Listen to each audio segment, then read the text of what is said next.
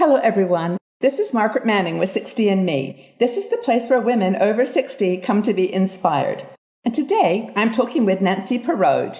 Nancy is a travel writer. She is a world traveler and also the expert on About.com for senior and boomer travel. Welcome, Nancy. Thanks. It's nice to be here. It's great to have you here. The topic of travel for women over 60 is very, very popular. Lots of women love to travel and, sometimes want to travel alone. So this is one of the questions that we always get asked, which is, what can we do to handle the single supplement? I know you've got some thoughts on this, and I'd love your insights. Yes, the single supplement is the fee that you are assessed by a tour operator or a cruise line if you take up both parts of a room, but there's only one person in the room. The typical tour is priced by double occupancy because most hotel rooms and cruise ship staterooms have 2 beds.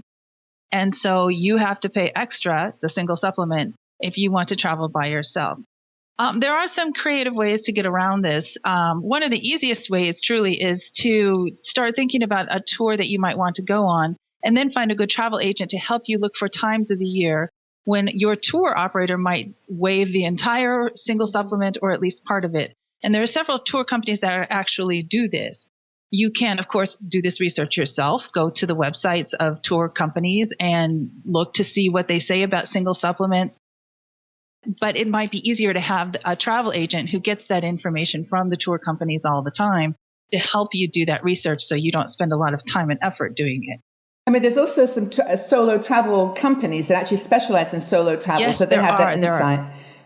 There are tour travel agencies that specialize in solo travel, and there are also some, I would say, organizations, membership clubs, that type of thing, where you pay a very small fee to connect with other solo travelers and either organize trips yourselves or find tours that are happening and that don't charge a single supplement. Another thing that you can do is kind of do a do-it-yourself trip. And this is getting easier and easier with the advent of groups like Airbnb, where you can actually find your own room in somebody's home, of course, taking safety into account. But you can be very successful at traveling on your own by being a little more creative with your accommodations.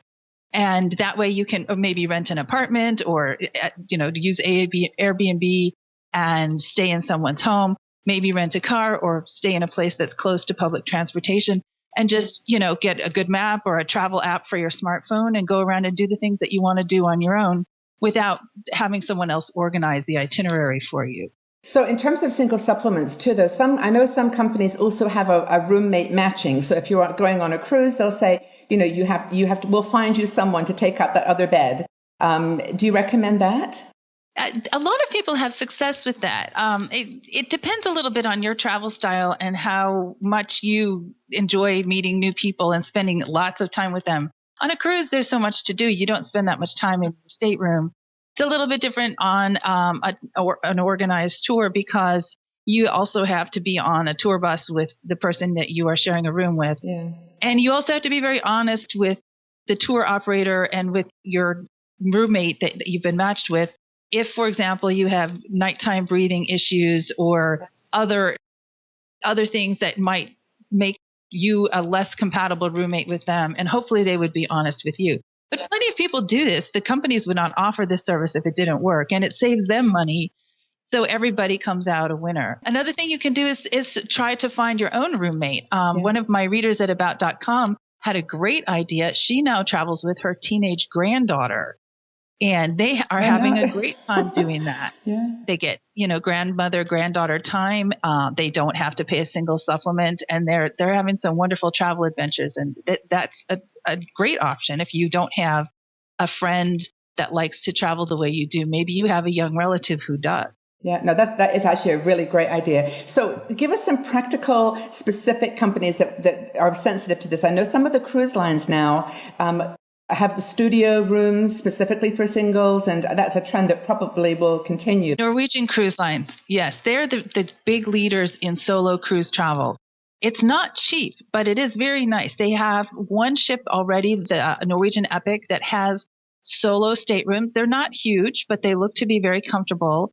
They are a little bit pricier than what you would pay for half of a double occupancy stateroom, but you also get a couple of amenities to go with that price, including a special solo travelers lounge that's only for people that use these staterooms. And this is turning out to be quite successful. Norwegian is building 2 more ships that are going to have similar solo staterooms. So that's definitely a cruise line to consider. What about river cruising? I know that a lot of women love river cruising, and I think there's a couple of river cruise lines that do have at least some of their cruises for single travelers. That's true. Uniworld leaps to mind. Right.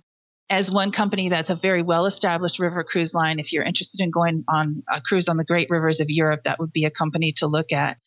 And you can get a little creative. There's actually even a schooner, and the name is escaping me right at the moment, but where you can go to sea off the coast of New England on a schooner. Oh, that's and cool. They don't have a single supplement. There's a whole organization of schooner travel trips off the coast of Maine. And so if you look up on the internet, Maine schooners, you can see a whole list of itineraries.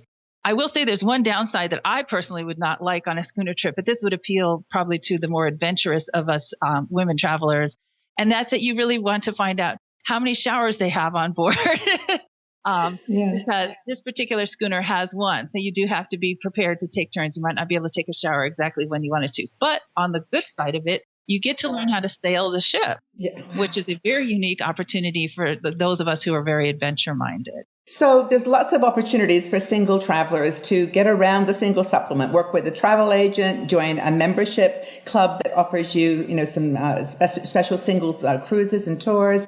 Look for those companies and cruise lines that you talked about that have, a program. And I guess we just have to keep talking loud to let them know that we're out here as single travelers and we need more, accommodation. We do.